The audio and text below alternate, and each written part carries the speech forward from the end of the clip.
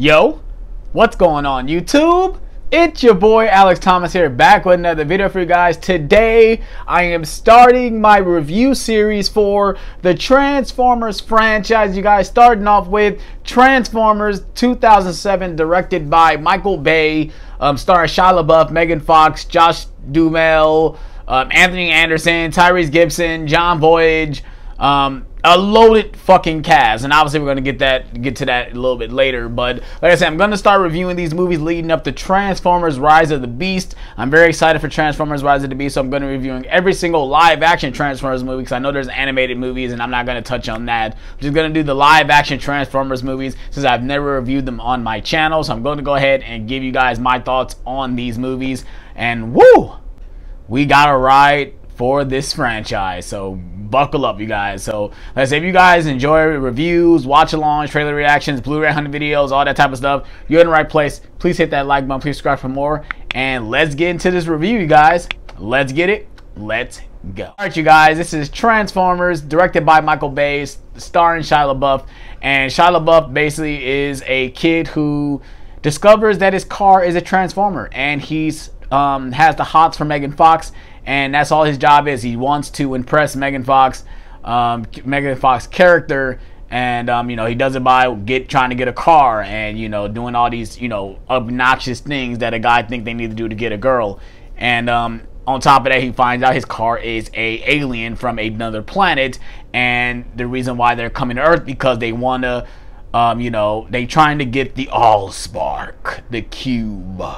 Shout out to Optimus Prime in this movie.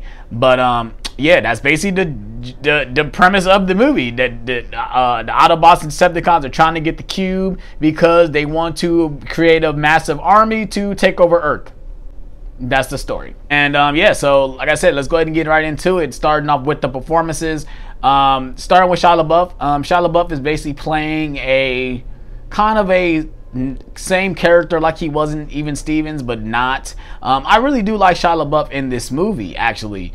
And you know, I love how, you know, energetic he is. I love that he's like, you really can feel that the Transformers are there through his eyes. Like the certain scene when he sees Bumblebee for the first time, he really looks like he's looking at a Autobot for the first time, and I love the way, you know, he gives his performance in this movie. Yes, he is a little over the top sometimes, you know, but I think that's the point of the character. You know, he's a teenage kid, you know, discovering this other world, so of course he'll be acting like a certain way.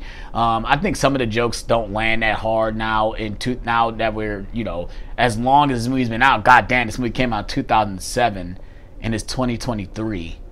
Wow. I still remember when this movie first came out in the theater. Actually, I didn't see it in the theater. I actually saw it on bootleg because my mother couldn't take me to go see movies that much often when I was a kid. But it's okay. I don't blame you, Mom. But I remember seeing this for the first time, and I was actually pretty blown away. I thought it was pretty good for a live-action Transformers movie.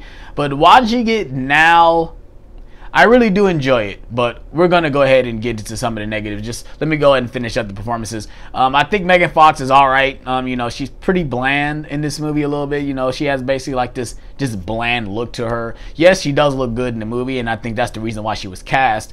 But I think her performance is pretty stale, for sure. I think all the other side characters are okay.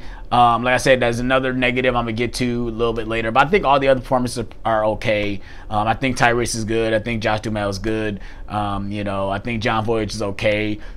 John Turturro, I could have done without John Turturro. But I think everyone else does a pretty decent job for what they were given.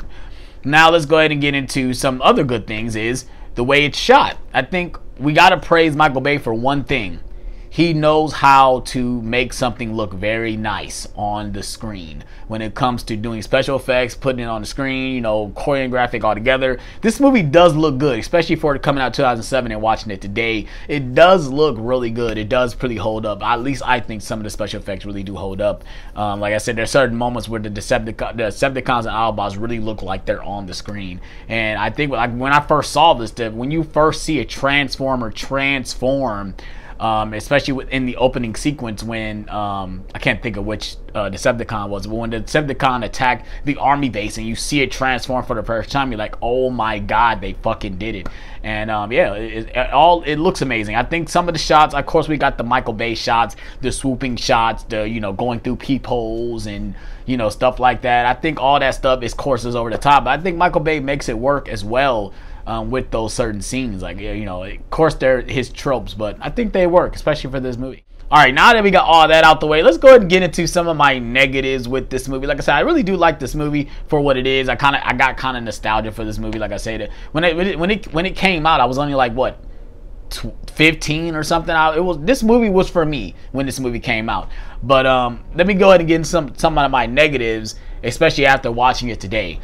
This movie has a lot of subplots. When I mean a lot of subplots, bro, this feels like a Roland Emmerich film.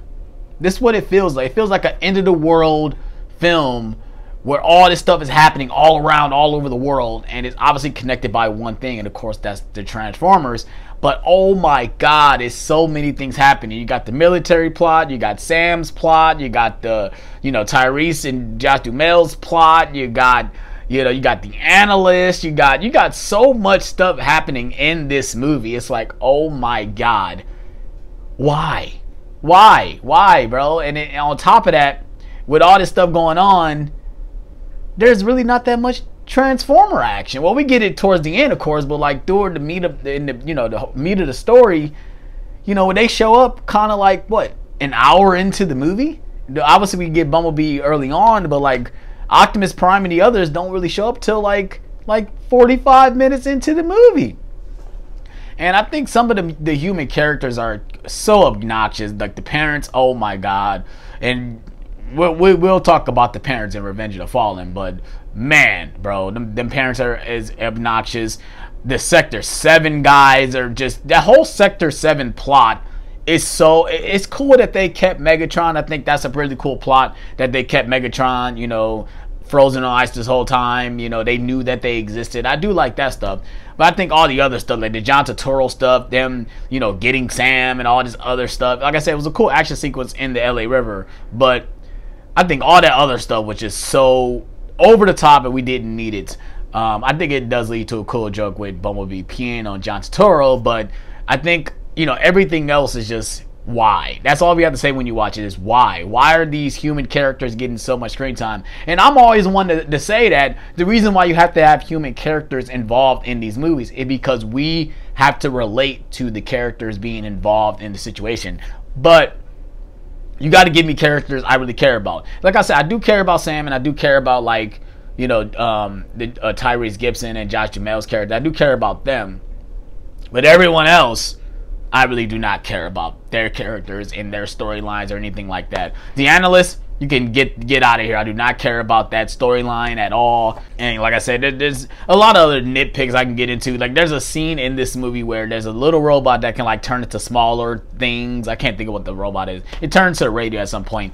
And oh my god, I swear this sequence is so random that he's walking through everything and no one noticed that this fucking Decepticon is walking throughout the whole, airfield or whatever. It's so random, but I just had to throw that in there because that scene just boggles my mind when I watched it and I said, how does no one see this fucking Decepticon? How? But overall, like I said, those are just some of my nitpicks. I think the story is very cookie cutter. I think the dialogue and the writing is very it's kind of dated now, when it comes to what we've gotten. And of course it gets worse with the other Transformers movies, but overall I do like Sam as a character. I do like the visual. Like the visual is good. I think when we get to the action is awesome. Like I said, we get the highway scene with Optimus Prime destroying a Decepticon. It's freaking badass. And I think everything at the end, the third act is fire. Like we cannot deny Michael Bay knows how to make a third act fire. He definitely does. And he does with this movie. Like I said, I remember the first time I saw him, like, man, this is fucking awesome. And I think with the other third act of the movies, I think he ups the ante each time. He really does. And we got to give him credit for that. Because I don't think, if I could see at this time in 2007, if you told me Michael Bay was making a Transformers movie, I'm like, yeah, the guy that did Bad Boys 2, Yeah, I'm down for sure because he knows how to do action. And like I said, this is a movie about cars turning to robots. It's a toy commercial at the end of the day, So of course I'm being critical on it now, but like I said, it's a movie about Transformers. I mean, what can we say? Like I said, overall, like I said, I do like the visuals. I didn't talk about the score. I really do like the score of this movie too. I think it's Steve Blonsky. I think that's his name. I think he did a really good job with the score as well. And like I said, I think Michael Bay did a good job with the visuals. Story-wise, that's not really Michael Bay's strong suit. But it is what it is. We'll talk about the other movies when it comes to how bad the stories get. But if you guys enjoyed this video, please hit that like button, please subscribe for more. Like I said, I do recommend it if you guys are into Transformers, you guys want to see a live action Transformers movies. This is probably one of the best you can get. I think the third movie is better than this, but I think when it comes to a first entry, I think this movie does a good job with that. And only, like I said, the one major problem is there's not really that much Transformers. It's a lot based off the human characters, and the Transformers kind of fall second fiddle. Optimus Prime is barely in this movie. It's crazy. But like I said, if you guys enjoyed this review, let me know what you guys also thought about Transformers in the comment section below. Are you guys excited for Transformers Rise of the Beast? Let me know in the comment section below as well. If you guys enjoyed this video, please hit that like button. Please subscribe for more. More Transformers reviews will be coming in the near future. Hope you guys are ready for that as well. And I'm out on this one, you guys. Peace out.